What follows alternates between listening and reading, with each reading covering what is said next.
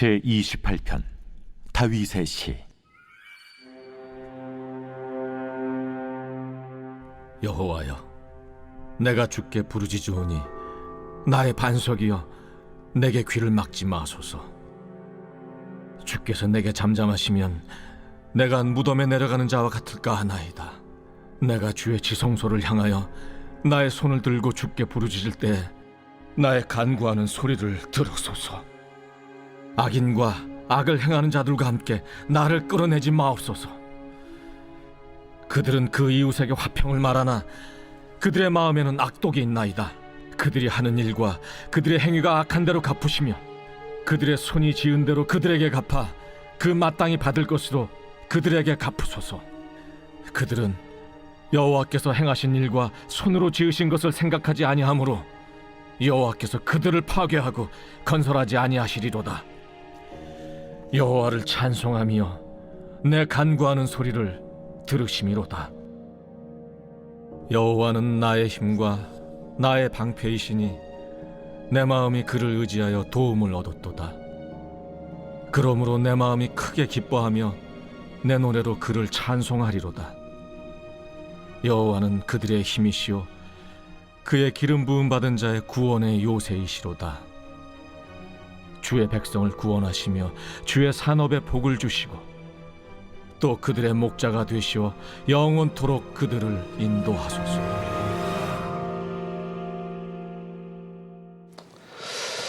네, 할렐루야. 네, 우리 사랑하는 드림메이커 미니스트리 가족 여러분들, 또한 우리 지금 유튜브를 통해서 모임을 함께 해주고 계시는 여러분들, 또 사랑하고 또 축복합니다.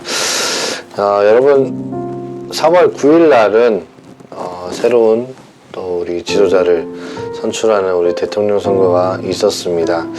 여러분들께서 기도함으로 소중한 한 표를 투표하신 것으로 생각이 됩니다.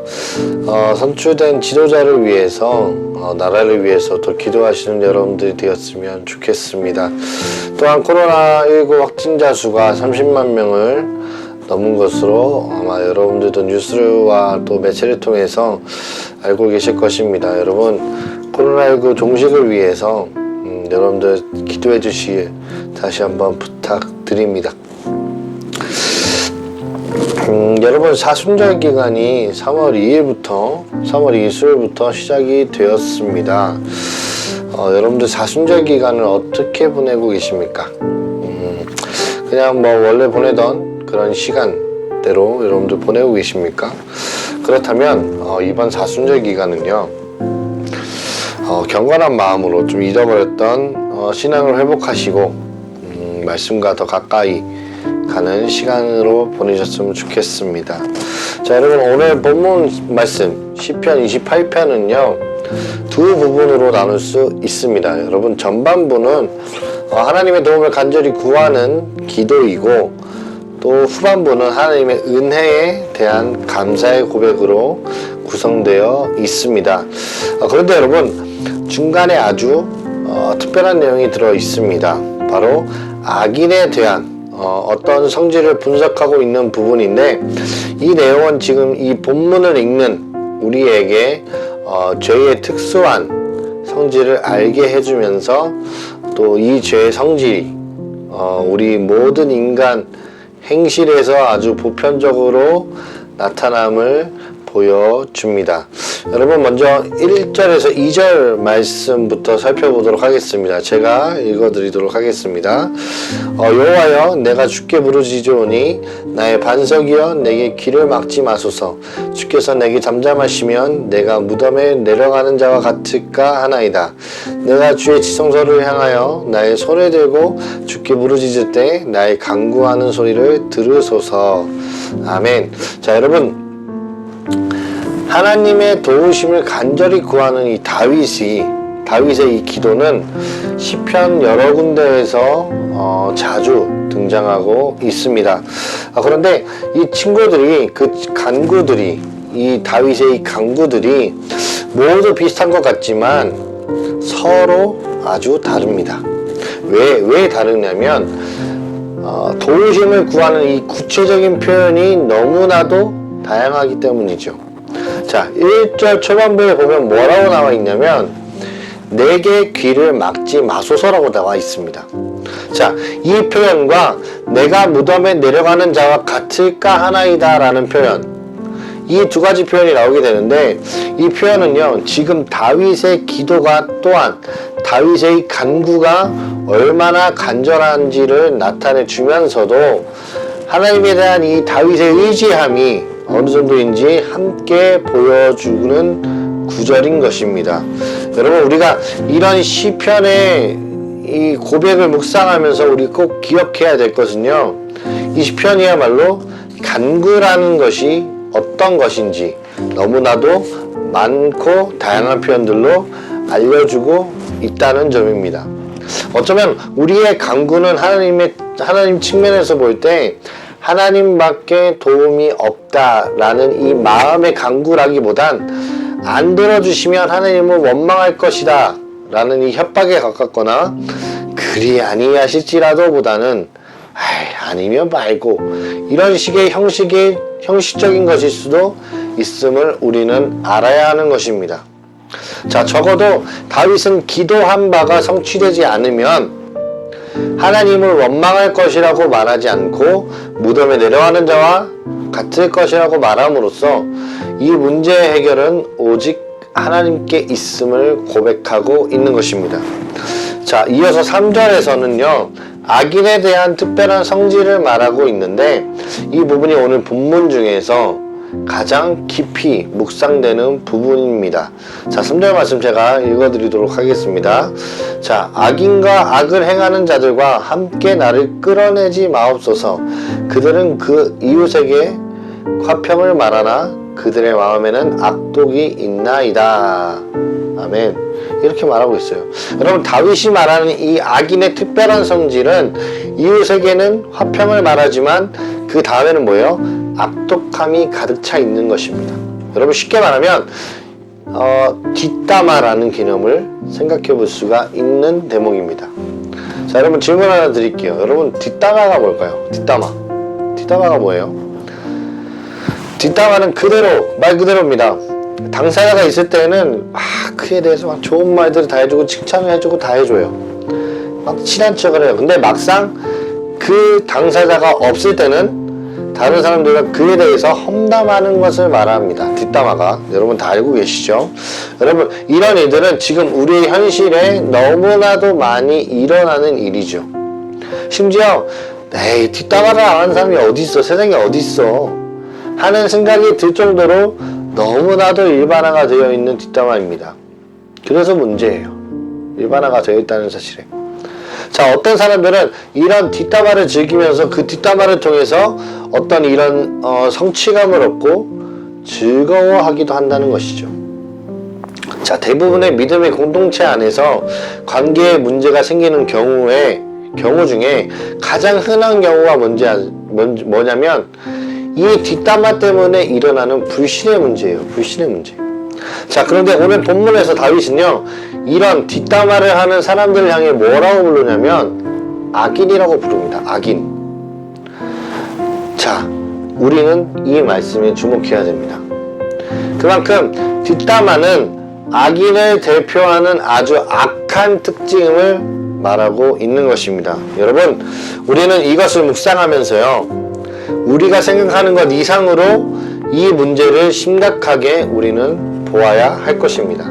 여러분, 다윗은 이런 악인의 특별한 성질에 대해 용서보다는 단호하게 정죄와 심판을 말하고 있습니다.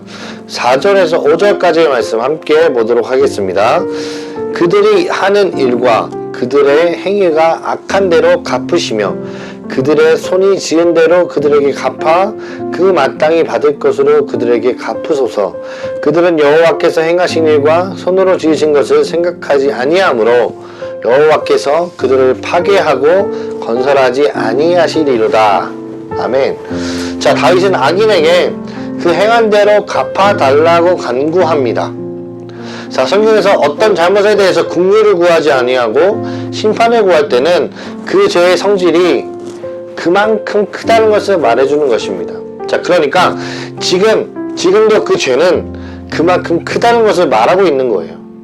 자, 다윗이 이를 악인이라고 말하는 데는 이런 이유가 있었던 것입니다.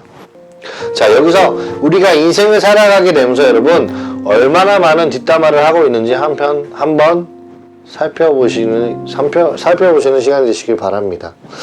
부득이하게 어떤 일을 해결하기 위해 어떤 일에 대해서 말할 수밖에 없을 수가 있습니다. 또 그 사람을 진정 걱정하는 마음으로 어떤 방도를 찾으려고 그럴 수도 있습니다. 그러나 단지 그냥 가십거리라고 말하거나 그 사람을 부끄럽게 하기 위하여 말하거나 또 그 사람을 미워해서 어떤 피해를 주려고 하는 것은 아주 조심해야 된다는 것입니다.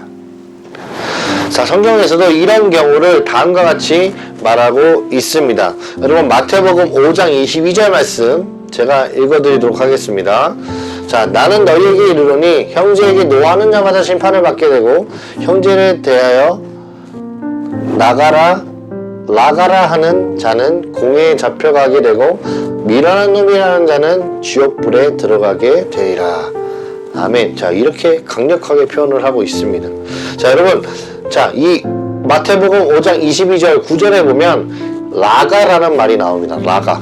자, 이 라가는 아람어로 미련한 자라는 뜻입니다. 미련한 자. 자, 흔히 욕할 때 쓰는 말이에요. 아람어를 쓰는 사람들이 흔히 욕할 때 쓰는 말이에요. 여러분, 이 아람어를 생소해하실 수도 있는데 이 영화를 들어보셨다면 아마 들어보셨을 것입니다. 이 영화를 보셨다면 바로 영화 패션 오브 크라이스트에서 사용되는 언어입니다. 그게 바로 아람어예요. 자, 이 아람어가 뭐냐면 예수님과 제자들이 사용했던 언어예요. 자, 다시 말씀으로 돌아가서 이 미련한 자라는 말을 정리하게 되면 즉 뭐냐면 어떤 사람에게 욕할 때나 다른 사람들과 모인 자리에서 어떤 사람을 욕할 때 쓰는 말이라고 정리할 수 있을 것 같습니다. 자, 물론 그 욕의 내용도 조금 따져보아야 하겠지만 욕설 자체에 큰 무게를 두고 말하는 것임이 틀림없습니다. 자, 여러분 성경은 그 사람을 사랑하고 긍휼히 여기는 마음으로 화를 내거나 야단을 치는 것에 대해 훈계를 하고 있지만 미움과 시기의 마음으로 욕을 하는 것에 대해서는 비난과 뒷담화의 개념으로 말하고 있는 것입니다. 그러면서 훈계가 아닌 이 비난은 악인들의 특징이라고 단호하게 다윗이 말하고 있는 것입니다. 우리가 분명히 이 부분을 진지하게 생각하고 고쳐 나가야 하는 것입니다. 그리고 이 말씀을 통해서 우리는 결단하고 기도해야 하는 것입니다. 여러분 다윗은 이런 단호한 심판 요청을 한 후에 다시 하나님께 감사를 고백하게 됩니다. 그리고 마지막으로 의인들에 대한 하나님의 은혜를 구하며 오늘 말씀을 마무리하게 됩니다. 자, 9절 말씀 함께 보겠습니다. 주의 백성을 구원하시며 주의 산업에 복을 주시고 또 그들의 목자가 되시어 영원토록 그들을 인도하소서. 아멘. 자, 여러분 우리는 마지막 절에 표현되는 주의 백성이지 악인들이 아닙니다. 그런데도 악인들과 같은 마음을 품고 그들과 같이 뒷담화를 한다면 지금이라도 이 말씀 안에서 우리는 하나님께 용서를 구하고 돌이켜 고쳐야 합니다. 자, 우리가 오늘 이 말씀을 통해서 하나님이 이 뒷담화를 얼마나 싫어하시는지를 알게 되었으니까 우리는 어떻게 해야 돼요? 우리 마음에 깊은 은혜를 구하면서 미움과 시기와 원수로 삼은 사람들을 다시 하나님의 마음으로 품게 해달라고 기도해야 하는 것입니다. 그래야 우리가 하나님의 백성으로 하나님의 복을 누리며 살 수 있습니다. 우리 사랑하는 드림메이커 미니스트리 여러분들, 오늘도 하나님이 주신 마음을 본받아 시기와 질투와 원수주의하는 이 마음을 버리고 사랑과 긍휼의 마음으로 살아가시는 여러분들이 되시길 주님의 이름으로 축복합니다. 기도하겠습니다. 사랑과 은혜가 충만하신 아버지 하나님, 이 시간 시편 말씀을 통해서 하나님께서 싫어하시는 일을 주님 알아가고 또 배웠습니다. 하나님, 우리가 인생을 살아가면서 남을 시기하고 미워하고 할지라도 주님께서 싫어하시는 것을 하지 않고 그 사람을 하나님의 사랑으로 더 품어주며 그들을 위해서 기도해 줄 수 있는 우리 드림메이커 미니스트리 모든 가족 여러분들이 될 수 있도록 인도하여 주시옵소서. 주님, 코로나19 확산세가 주님 줄어들지 않고 있습니다. 하나님, 그 위험에서 우리 드림메이커 미니스트리 가족 여러분들을 모두 지켜주시고 특별히 우리 한국교회와 우리 한국과 전 세계가 이 코로나19로 인해서 고통받지 아니하고 정말 하나님의 백성으로서 주의 사랑을 널리 전하며 나갈 수 있는 저희들 될 수 있도록 인도하여 주시고 특별히 강구하옵기는 우크라이나가 전쟁 중에 있습니다. 하나님, 그들을 위해서 우리가 기도하며 눈물로서 중보하며 나아갈 수 있도록 인도하여 주시고 하루빨리 전쟁을 종료시켜 주셔서 다시 그들의 삶 속에 기쁨과 정말 하나님께 더 찬양하며 나아갈 수 있는 그런 시간들을 허락하여 주시옵소서. 이 모든 말씀 예수님의 이름으로 기도드립니다. 아멘.